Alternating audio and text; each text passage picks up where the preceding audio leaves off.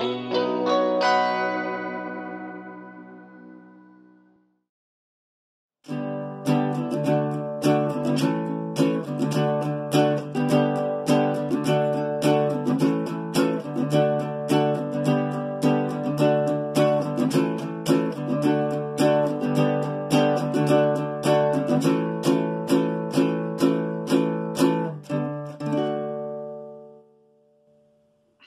everyone. Thanks for joining us for our 18th episode of Crafty Chat. I'm here, Lucy, and here as usual with Heidi and Nancy. And today we have a guest with us, Emily, who also works at the library.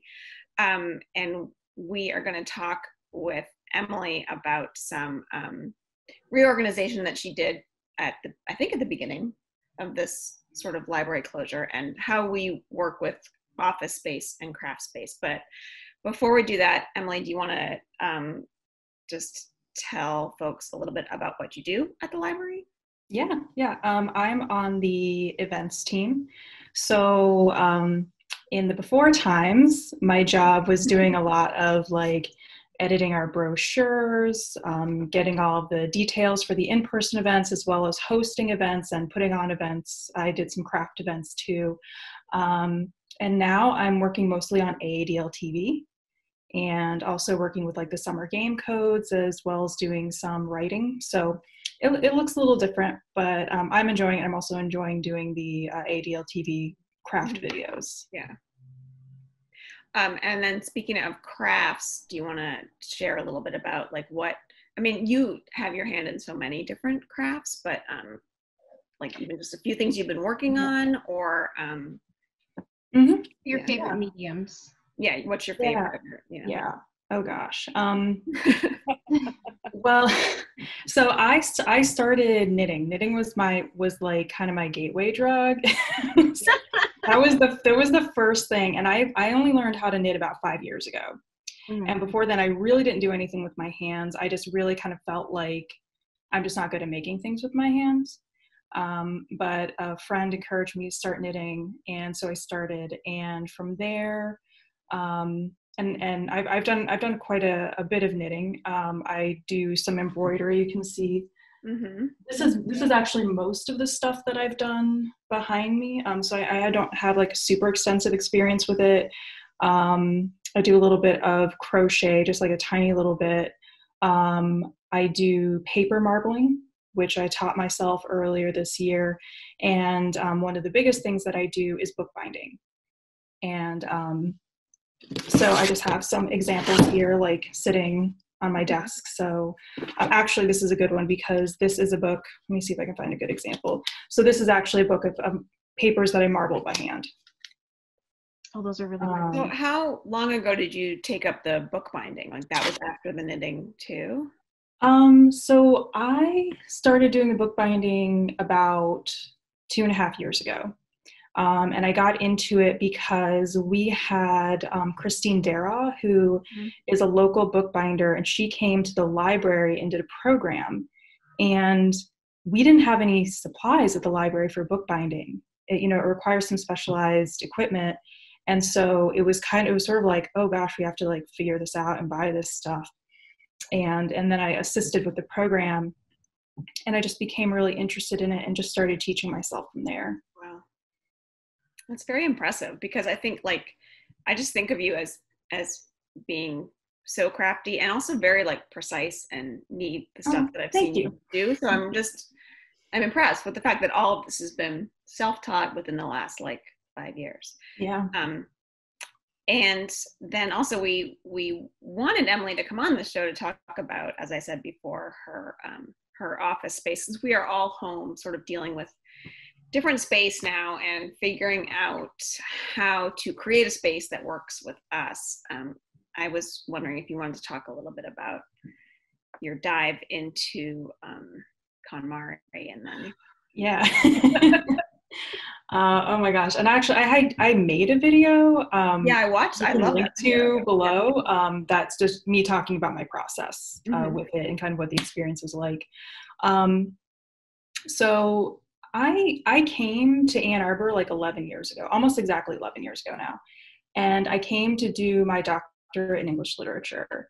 And I think book and paper hoarding is just like part of that profession, you know? And so I just had, one of the first things that I did when I got to Ann Arbor was buy a filing cabinet. And, you know, I had all these bookshelves, and I had like tons of, I was acquiring more books all the time because you're buying them every semester when you're teaching or when you're taking classes.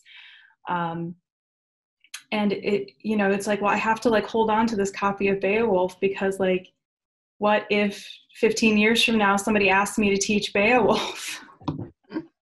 Right? Yeah. And Yeah. even though that makes no sense, because I could just literally write the publisher and be like, hey, I'm teaching Beowulf next semester. Can you please send me a free copy? They will. But yeah, so I just had tons and tons of books, tons of papers. And the room that I'm in, which I would say is maybe 9 by 12, it's not a huge room. I just had so many books crammed in here. But so long story short, I decided not to go into academia, decided that's not what I wanted to do. And I really had to start thinking about how I wanted to arrange my space, because now I was no longer writing a dissertation. You know, I wasn't teaching anymore. So it's like, I have all this stuff that's like now no longer relevant to my everyday life. And then it was when I started bookbinding that I really had to think about it, because I have this desk, which I'm at right now, and it's a wonderful standing desk. It makes a wonderful workbench. But it was so crowded with papers and books and all kinds of stuff that I was like, I need to do something. I can't use this space. There's just too much stuff in it. So last September, I decided, okay, I'm gonna get the Marie Kondo book.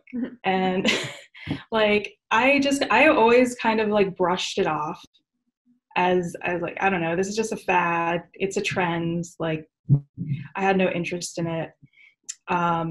But I was just kind of desperate, and I was like, okay, like, let's actually see what this is all about.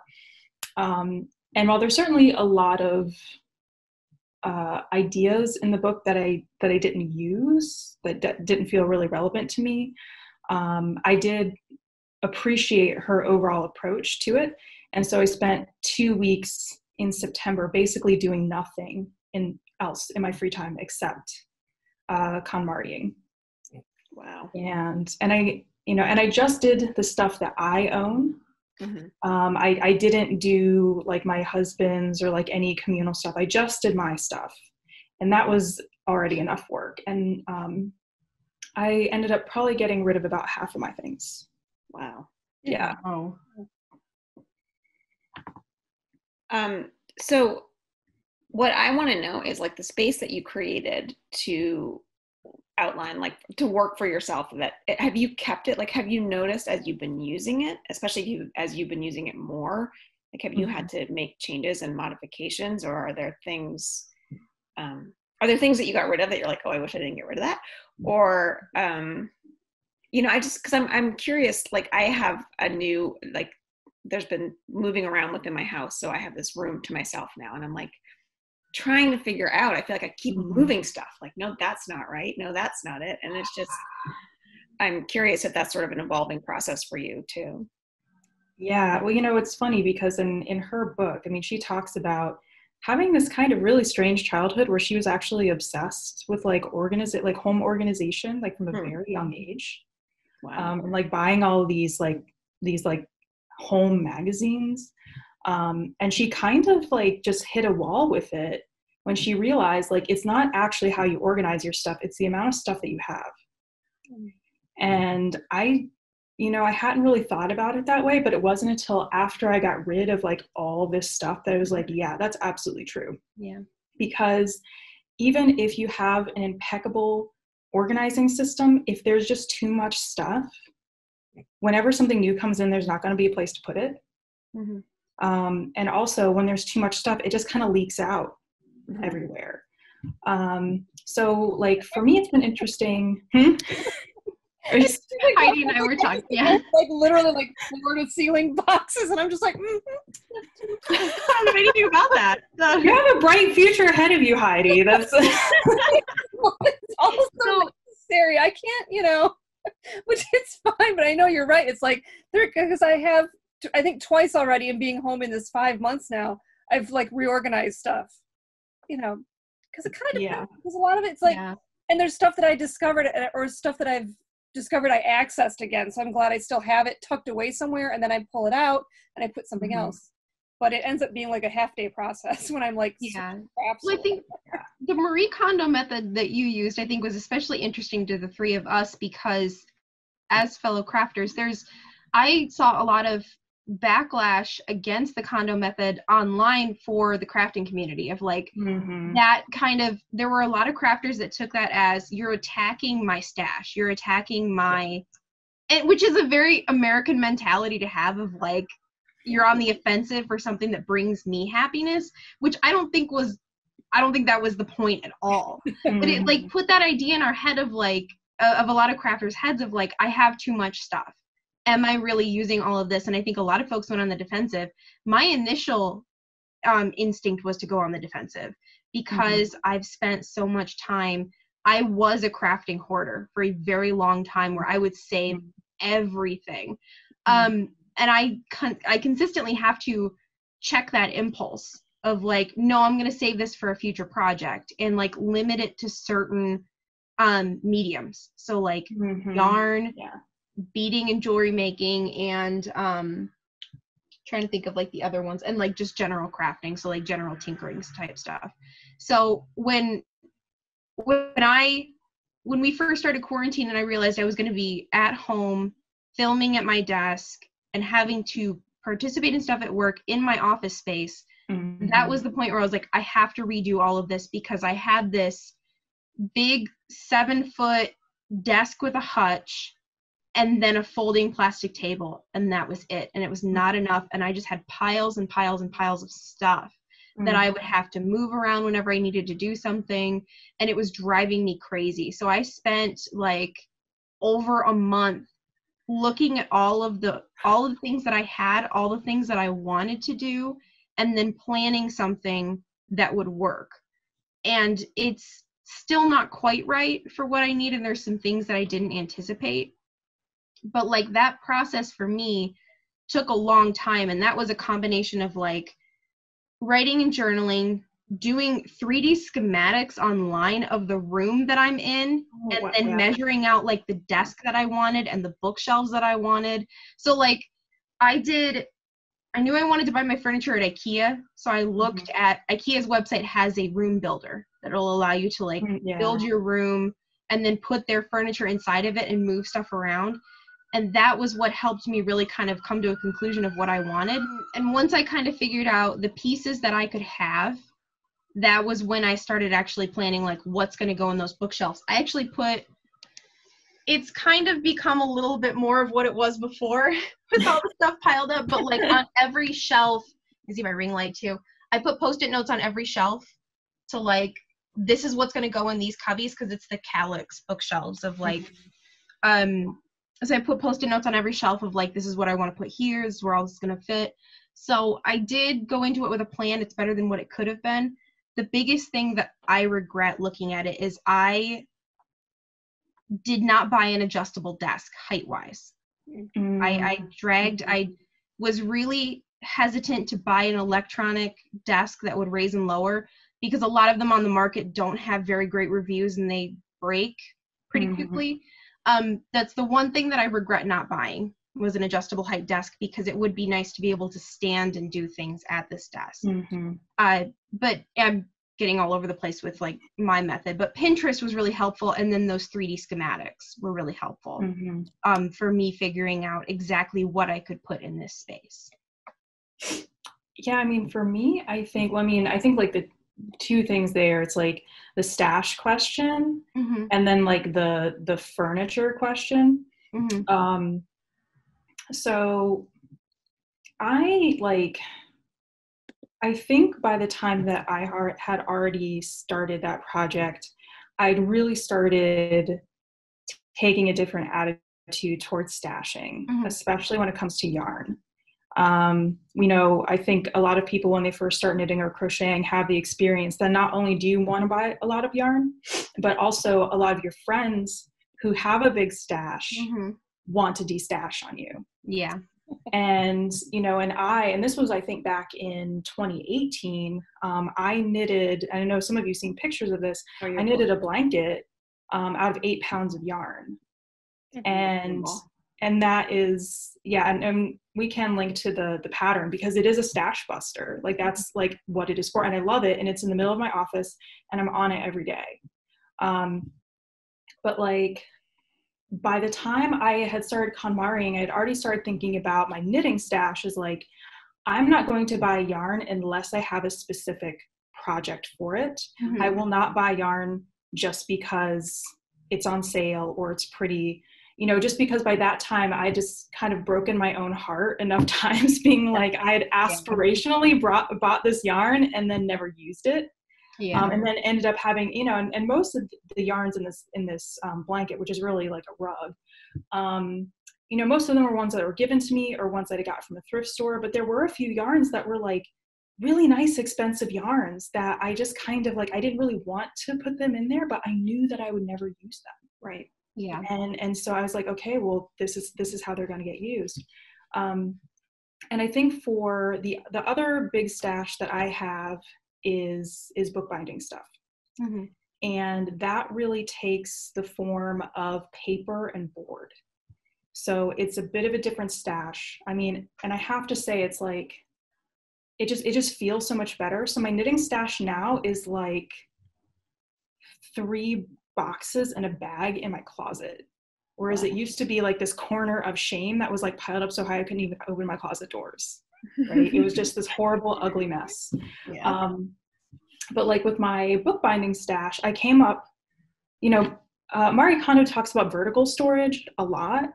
And like, I don't think that's necessarily the solution for everything, but I really appreciated vertically storing the papers because I realized, oh, that's a filing cabinet. That is literally what a filing cabinet is a vertical storage of paper. So I do have a big stash of like color paper, decorative paper, and those are scraps mostly. But I also have some large sheets and they kind of like sit up against my desk. I think by the time I was KonMariing, I had a really good sense of what I wanted to hold on to in my stash and what I wanted to let go of. The things that I knew that I would never use. And I really gave away very little yarn because of that, because I already had projects in mind for my stash. So for stashers who are, acquiring yarn, like everybody does it differently. It's right. I'm not impugning that way of crafting. It's just different. It might be a bit of a different challenge. But for me, it wasn't as much of a challenge. And then with the furniture thing, my goal was to get rid of furniture. So this room, okay, so I have my desk and there's a chair under it that I almost never use because I usually actually sit on the floor. I'm either standing or sitting on the floor. Yeah. So my chair basically is like holding my yoga mat and some other stuff, and I do use it sometimes. So I didn't get rid of it, but it's like out of the way under my desk. I have a half size filing cabinet that's basically under my desk. I have a small bookshelf, and then my main bookshelf is in my closet.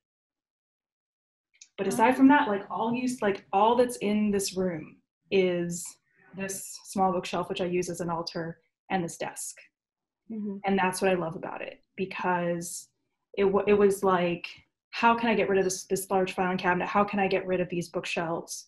I was able to get rid of enough books that they all fit on one shelf, which was amazing. That's awesome. And I guess maybe because, right, like it was my job to read and talk about books for so many years, I had to get really unsentimental about it. And just be like, I don't need a lot of these books. A lot of these books have sat on my shelf for years and I haven't looked at them again. So I'm just going to send them on their way to somebody else. So getting rid of furniture for me was like the big goal, and I couldn't be happier with that part of it. Yeah, that was the desk that I had before was the only thing that I really got rid of. And that was a desk that my mom had loaned to me when we moved into this apartment 3 years ago. Because I needed a desk. The desk I was using at my mom's, it's God, 250 pounds of solid steel and like 35 inches deep and 50 inches long, I think is how big it is. And it was just this monstrous solid metal desk, and I loved it. It was great. I could because at the time when I was living at my mom's, I was doing some basic bookbinding and doing a lot of like punching holes in leather and stuff, and I could like hammer away on that desk and it wouldn't even shake. It was amazing. But that thing, I'm never moving that. That's, my mom is watching this, that's your desk. That is, I don't want to have anything to do with it. So I ended up like getting that second desk back to her, and then getting something that I actually wanted, and trying to do that in as few pieces of furniture as possible. And then the other thing that I still am actually wanting to work on is that vertical storage, because this space for me is shared with my partner. So like his desk is over there, he works from home, and then this corner is me. And then the closet behind us is like all of the crafting supplies that don't fit here, and then all of our costuming stuff and a lot of just extra storage. So for the most part, it's really well organized, but it's my stuff not having enough room and ending up on the floor, where it's like I could put more shelves up top. I bought the spool rack for my threads, and that was great. And then the pegboard that I bought, I love, and I want more pegboards like that. That's a really great way to organize. Yeah. Did you get the Ikea pegboard system, or did you get the regular pegboard? No, I got the Ikea pegboard for the sole reason that I don't have enough tools to make my own pegboard setup. And I usually use my dad's tools, but they're being moved between locations for him, so they're not available, and they weren't available at the time. And I'm also living in an apartment. I don't feel comfortable doing a permanent install of a traditional pegboard in an apartment that I'm eventually going to be leaving. Once I own a house, or like I move at some point, I would really prefer, it's more cost effective to do buy the pegboard and then the wood and just do it yourself. The convenience and the way that these are hung, the Ikea ones, I really, really like, and I'm very happy with. I do want more of them, because the one I have now is like a 22 by 22 square. And then I want to put 2 more of those on this wall so that I can have more of that vertical storage, because it just, like, the clutter bothers me, and I also don't like having my supplies not where I can see them. Having things out of sight is very much out of mind for me, and I forget that I have them, and that's how it builds up for me. That's how I end up with things that I'm not going to use, or I end up not using things, is because I can't see them. And that's a personal work thing of like, maybe I cannot be like that, but I'm not there yet. So we're getting there, but not quite. But yeah, I kind of was in the same situation as like Marie Kondo. I'm a big organization buff and like an efficiency person. If it's not efficient and it's not useful and it's not organized, I get really frustrated really fast. That's kind of spilling over into the rest of the apartment of like, this kitchen is a disaster. Let's change everything. Yeah, it's hard to organize other people. Like, yes. Yeah. I mean, I am good at getting rid of things, but then I run out of things to get rid of, and then I turn to my family, and I live with like pack rats, and it's like, come on, guys. But I think what I find difficult is like, you get rid of something, and then, especially now, I think working from home is a different challenge, but it's hard not to bring in more. It's like, I know that I need certain supplies to do my job. I need, like puppets. I need felt to make storytime felts. I need things that normally I wouldn't keep at home, but it does sort of feel like you're kind of just always, keeping your head above water a little bit. Like, I'll organize one thing and then add something else. I don't know.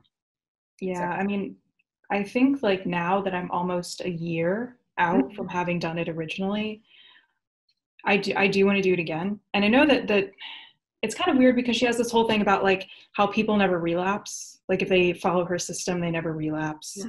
And like, I don't feel that I have relapsed, whatever that means. But like, I am much more aware of when things come in. Yeah. Mm-hmm. And it's like, cause once you've actually found a place for everything, you're like, there's no more room for anything else. Yeah.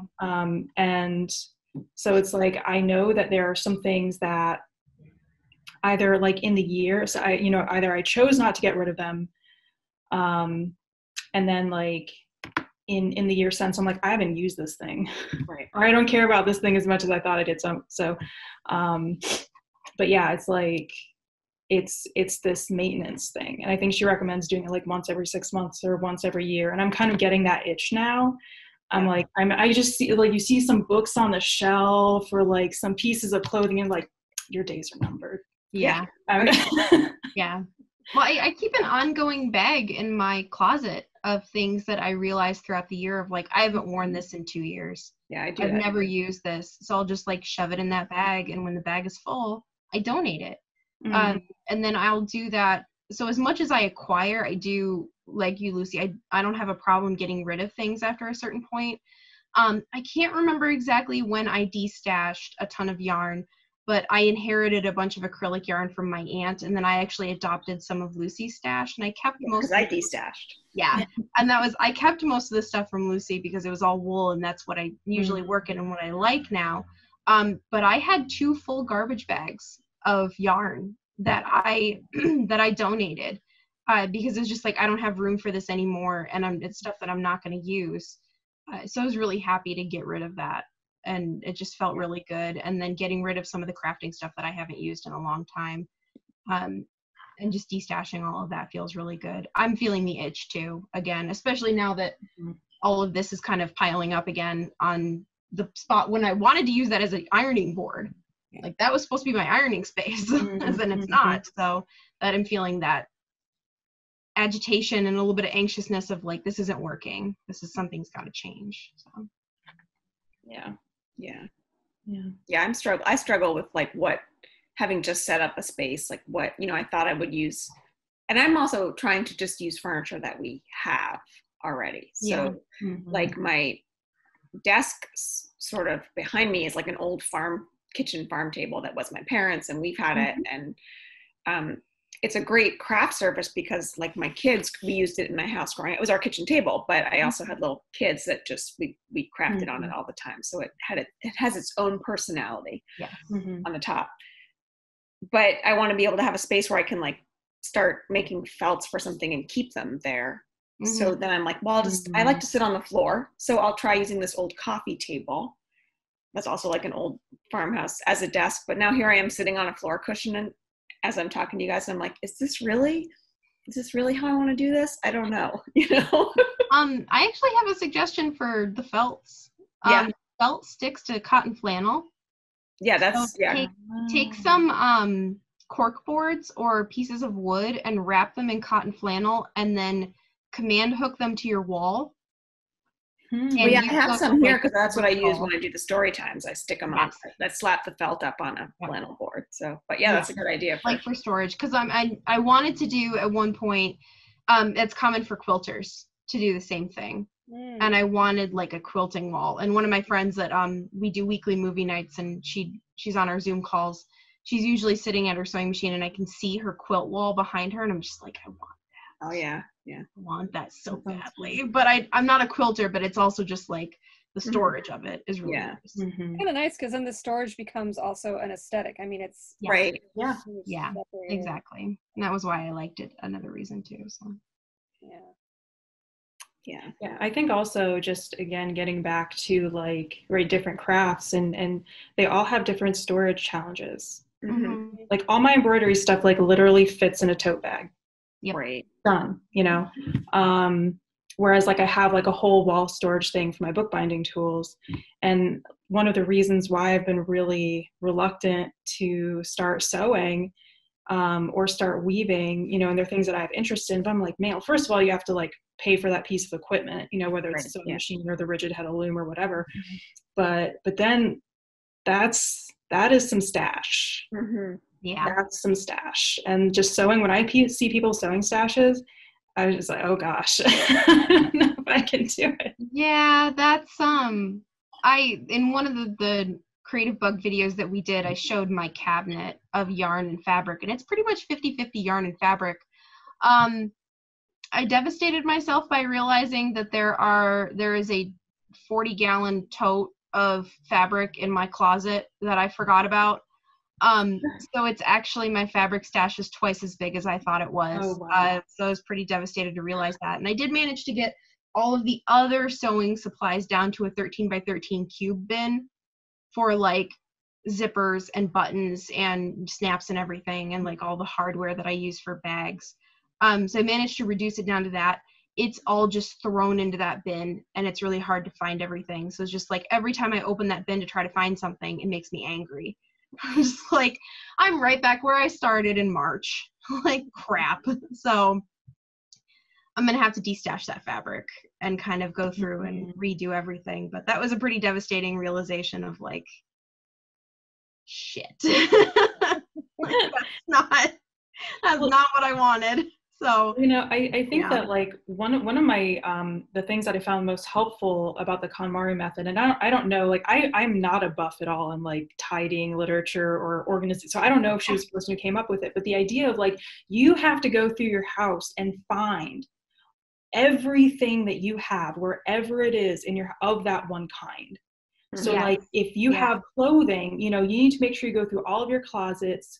Go, you know, whether it's the closet by the front door or bedroom closets, like everything has to come out. And that's what I really appreciated about it, because it's like, once you see everything in front of you, it makes making that decision so much easier. It does. Yeah, and it really does. Yeah, you're not going to be surprised with like, oh gosh, I had twice as much yarn as I thought I did. You know, it's like I had it all out in front of me. That was, for the longest time, I was almost afraid to admit of how much of one type I had. Like, and I've done that a couple times, several times with clothes, of like taking, you know, all the clothes of like a certain season that I have and throwing them all out. And it's a lot easier to be brutal with the clothes of like, I haven't worn you, when you see exactly how gigantic the pile is. And that's, I mean, that's also a commentary that I've heard a lot about fast fashion and the way that people in general look at clothes currently. And that's kind of a bigger discussion that I don't have a really good answer to, or a really good solution to, but it's something that's in the back of my mind of like, where am I with this, with having a lot of these clothes?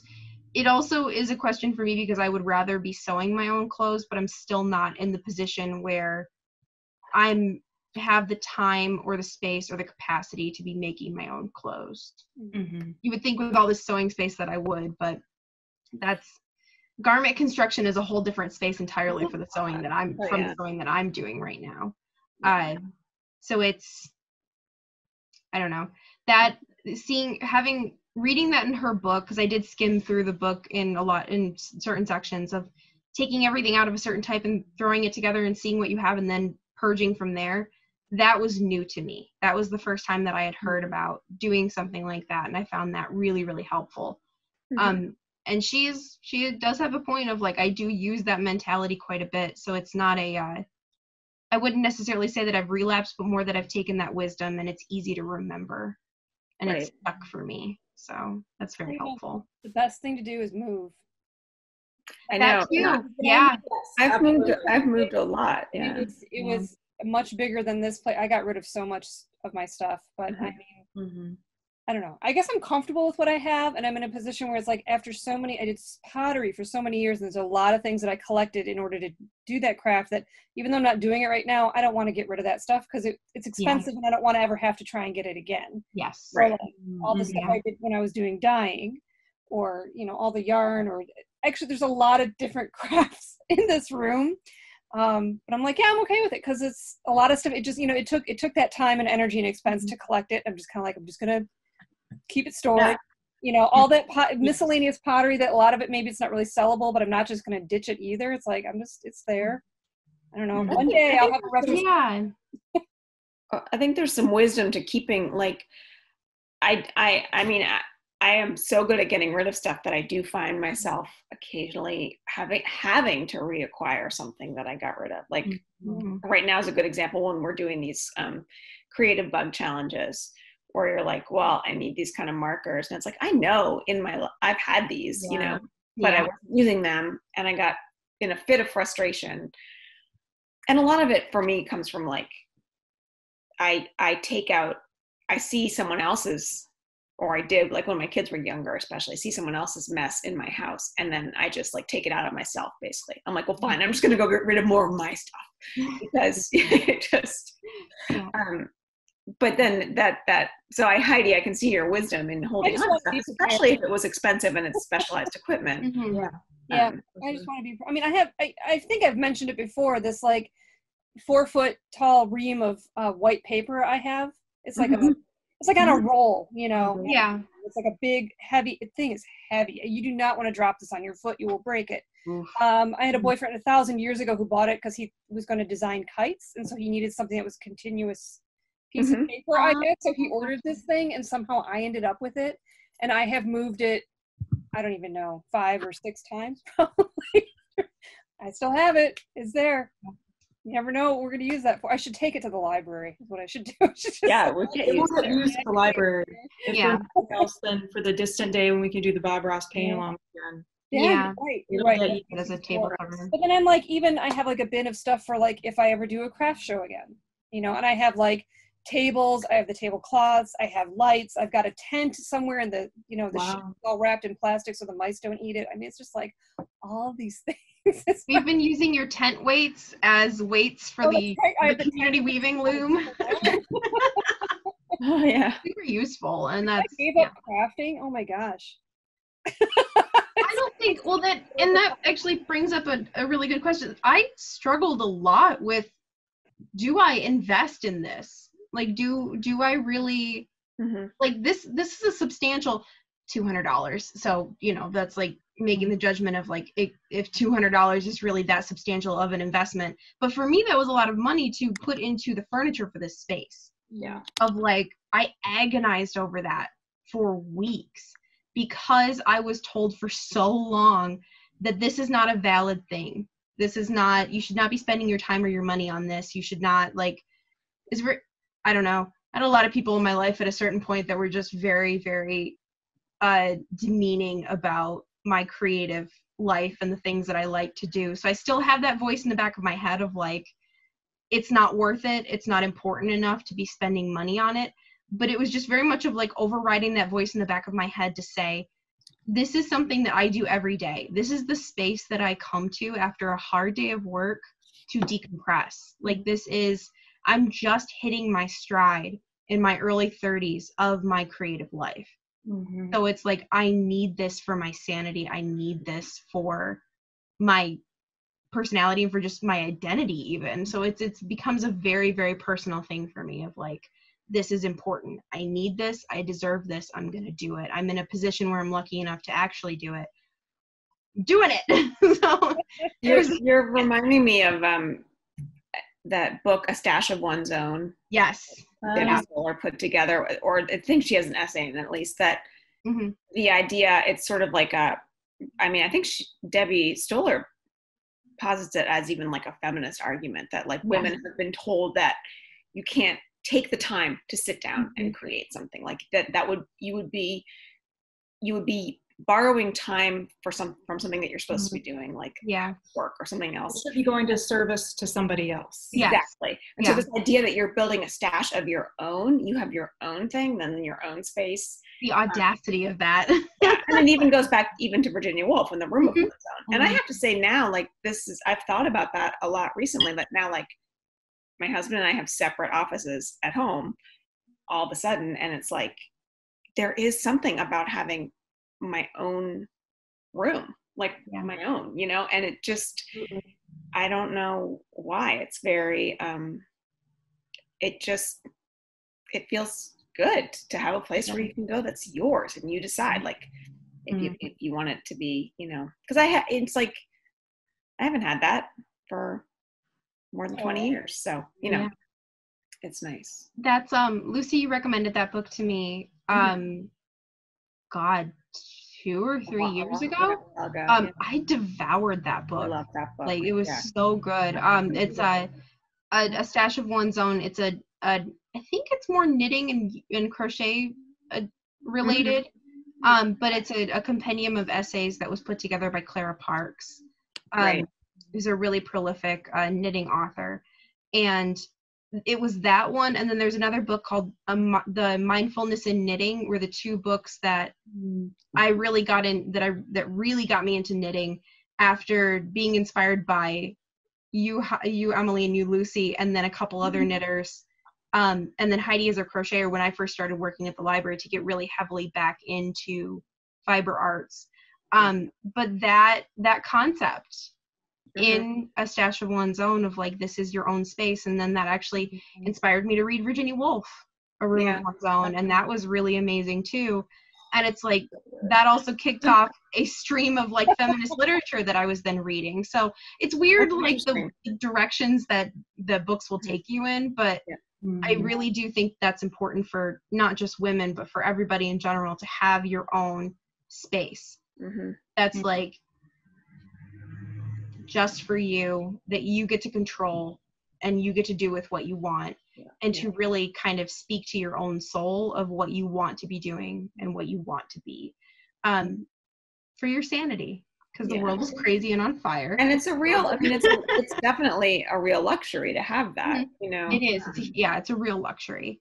And I like to be mindful of that, but I also, so I feel fortunate. I've also just been enjoying it. I mean, I think like even if someone who, you know, they don't have a space of their own, but they can have like a box that's in a closet or under a bed that they can bring out, just like, it's like you're saying, like, I have a right to take up space in this world.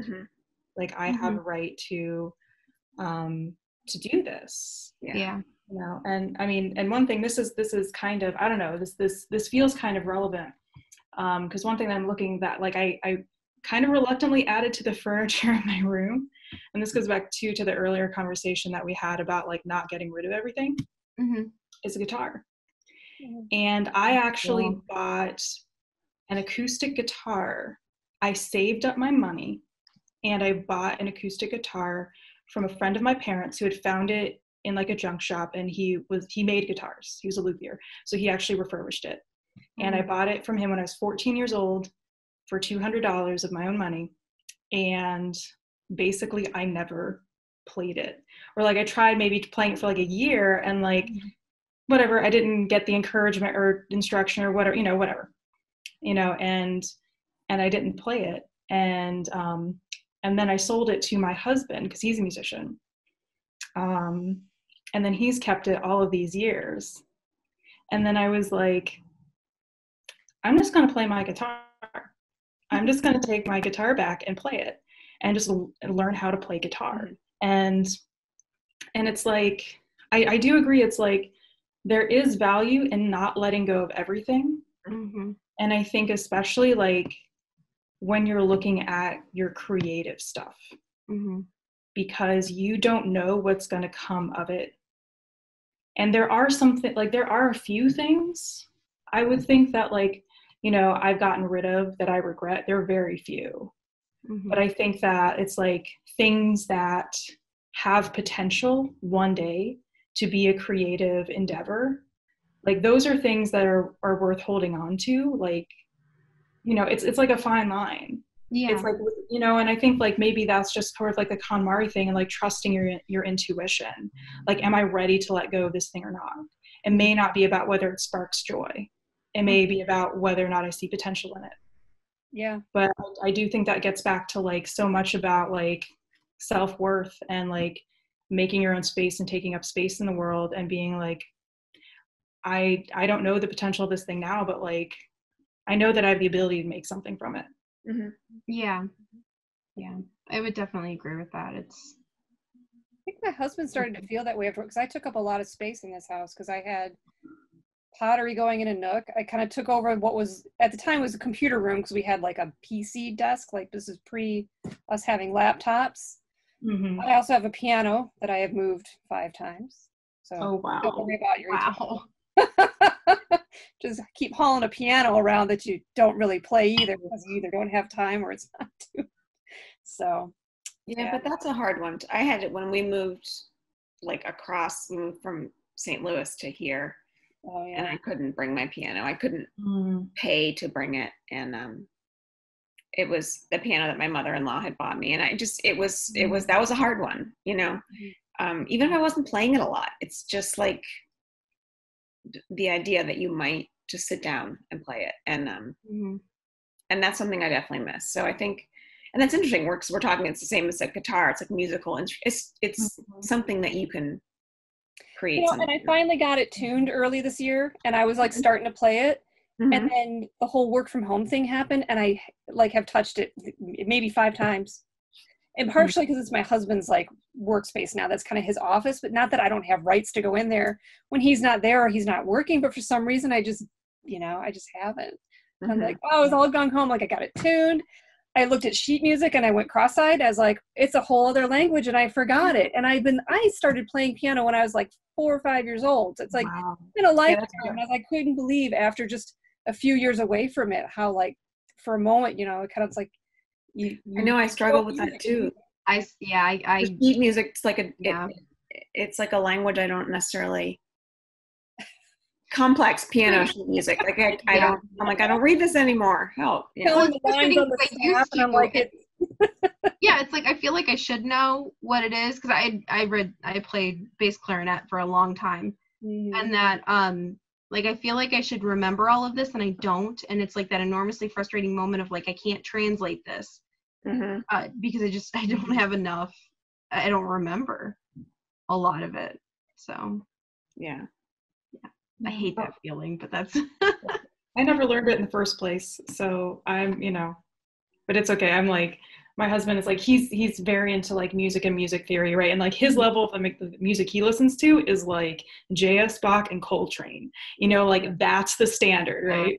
Right. And he's like thinking about music theory all the time, and I'm like, he's just like, okay, well, you know, with like the fifths and the blah blah blah. I'm just like, you were like handing me coats and hats and telling me to hang them on a blank wall. Like I don't have any framework of understanding. I don't know where to put this. Yeah. No, I get that. That's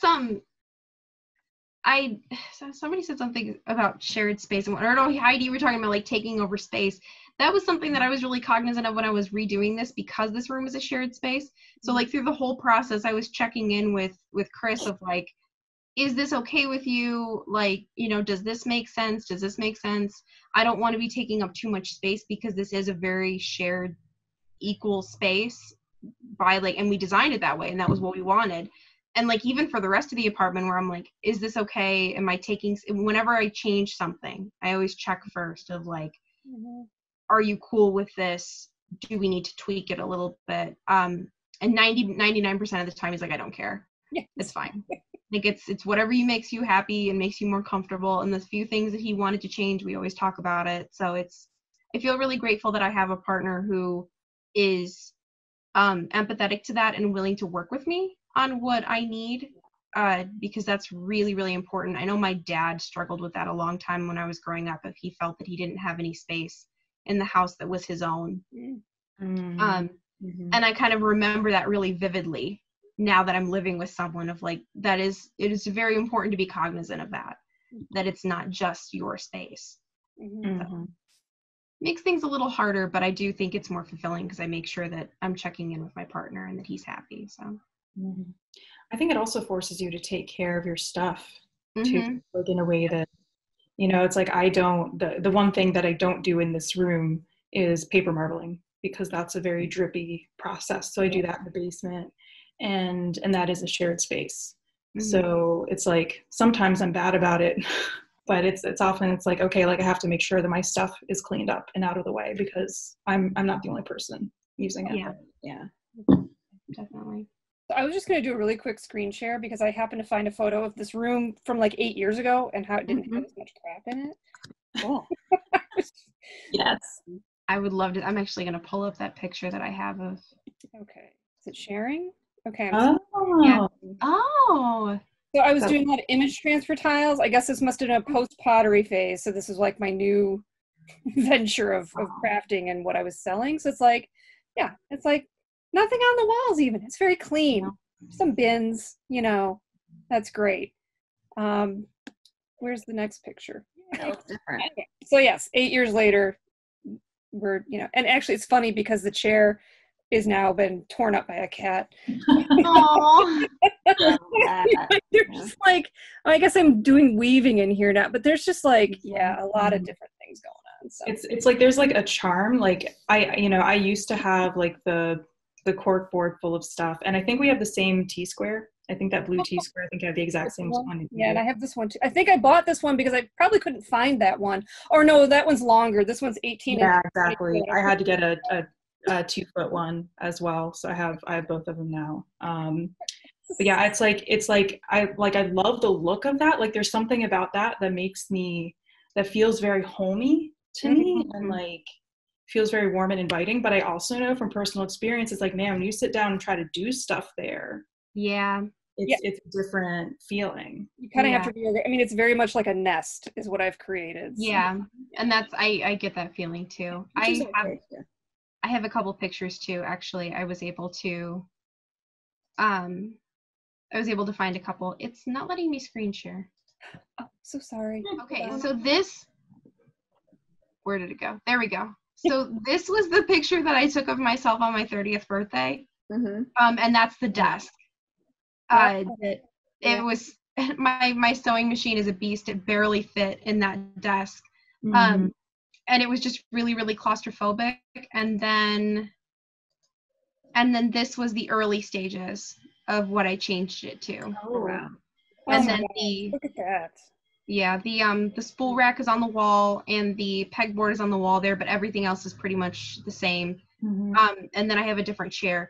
I did the swivel chair that I bought online. I thought it was going to be great, and I don't really like it. So that's the only downside. Because it's like the chair that I found that I really wanted was like $280. And I wasn't willing to spend more on a chair than what I paid for all of the furniture that I put in the space. So Sounds fair. that's, Those are expensive. Yeah, those like desk type chair things are very expensive. yeah, really super expensive. So Which is why I'm sitting on a floor cushion. Yeah. I mean, I wouldn't be at this height, but you know, like even because the chair I have over there is like some old metal kitchen chair. So yeah. You're really making me rethink. I was thinking about that IKEA pegboard. And you're making me think that I wanna, because it's like I have all of my bookbinding stuff on the wall. I don't have any of my knitting or crochet stuff on the wall. And I'm thinking, and that stuff is obviously a lot more expensive than regular pegboard. But I think you're right that it is just easier to install, because I know with pegboard you have to do like the 2x4 and then it's like a whole process. Yeah. I did have to sink mollies into the wall to hang it just to make sure that it wouldn't rip out of the drywall. So I wasn't horribly thrilled about that, but I'm going to have to spackle anyways before I leave. And I'm pretty handy with, drilling screws and stuff like that because I've done a lot of it. It's just the convenience of it is great because like I have the L hooks that are deeper, and I can set all 3 of my watercolor palettes and my bobbin box in it, and then have my tablet sitting on the next one down, playing something on my desk so that I don't have to take up desk space with my laptop in order to watch something. You're just making this sound too good. Well, the luxury of that, like the sheer decadence of that for me is just like with Emily, her walls are just gonna be covered. I know, it's like my walls are goal. really bare right now, Yeah, and like this is literally the only thing, and I have a calendar, and that's it. Like that's all that's on my walls. I did have the Arnold Feeney portrait on my wall for like 4 months because I got it from the library collection. I was like, that's testing my love of this painting. I'm running out of wall space for my embroidered maps. There's like 5 more that I want to do, and I'm running out of space. So I'm just like, I'm gonna have to rethink things a little bit of where those are gonna go for like finished embroidery pieces. So, but no, that's wall storage is like, that's my organizational drug. I love that. And it's just, I'm a big fan of wall I'm just storage. thinking about like shelf, like wall shelf. Like I've never thought about that stuff before. And I do like, I'm thinking more. I think the reason why I haven't really decorated the space is because I've realized that I want I want the stuff that I have around to be stuff that I've made. Yes. Yeah. That's my thing too. Yeah. That's very important for me, for my decorations to be things that I've made and That's not why I things have that- my 31 day behind me. Exactly. Yeah. It's so cool. Yeah. Yeah. That's personal to me, and that's a touch that I love. That's important for me. Mm-hmm. Yeah. Wow. Yeah. I think we've gotten through a good conversation of crafting spaces. Yeah, definitely. All the things. great. So, yeah. Definitely. Thank you guys for joining us, or thank you folks for enjoying. Well, and especially Emily, thank you for, I know. Thank you, Emily. kind of mentioned it Yeah, one day. thank You're you for like, joining we us. talked about the crafting space itself, and it was like, Mhm. no, we haven't, and yeah. So that We've mentioned it a couple times. We've never actually talked in depth about it, so which is why I think this was I really really enjoyed timely. this. Yeah, this has really been interesting. Oh, thank you guys so much for having me. No, like I really hadn't given this topic a whole lot of thought until I KonMari'd, and then I was like, because I made the space that I really wanted, it's like, oh Think about it all the time. yeah, Yeah. that's a huge difference. It's inspiring. I mean, I think, just even put the thought into how you want the space around you to be. So Yeah. Yeah. Definitely. I appreciate you sharing it with us. Yes. Thank you.